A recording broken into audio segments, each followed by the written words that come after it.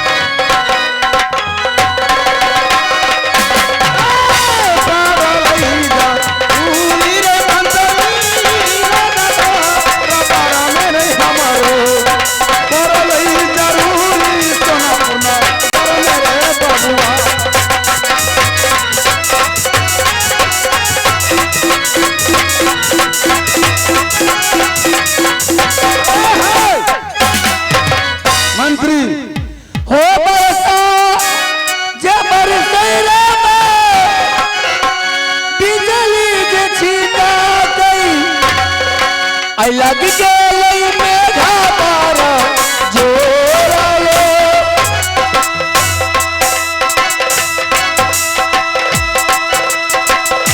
बरसा जबर सही रामा बिजली जो सीता गई लग गई मेघा बारा जोरालो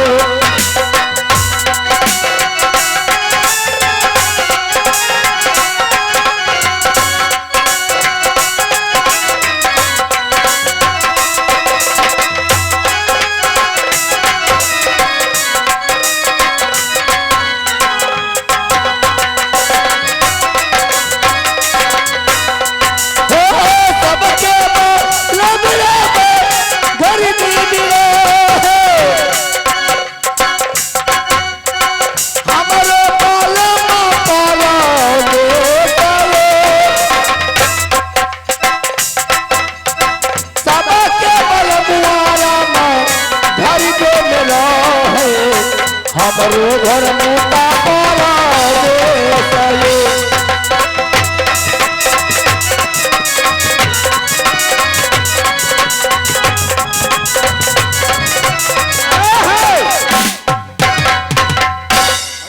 प्रणाम। ये क्या बीमारी हो गया तुमको? हाई बीट में निकले हाँ? हाई बीट ऐसे करने को अपने मने होई छी।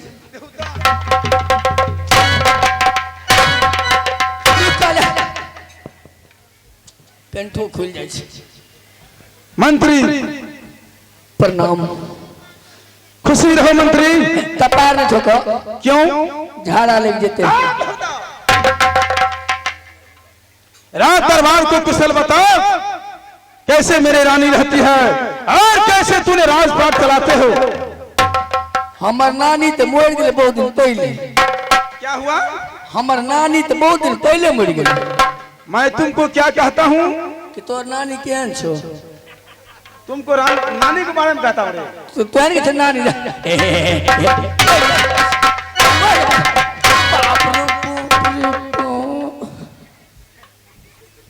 तुमको मैं समाचार पूछने के लिए कहा हूँ, जो कैसे रहती है मेरे महारानी वो बताओ। अरे तोर घर वाली हाँ बड़ सुंदर, बड़ चिकन, बड़ बढ़िया, बड़ चौमिन।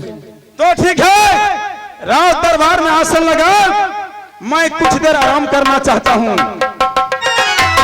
ठीक है महाराज।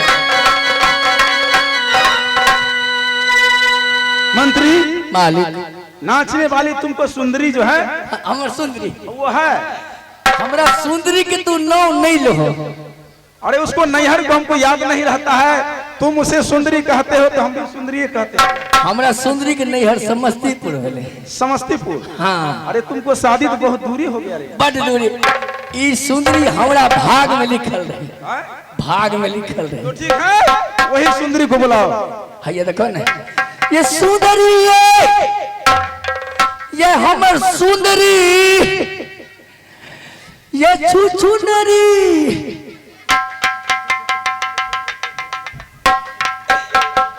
की बोले कुत्ता था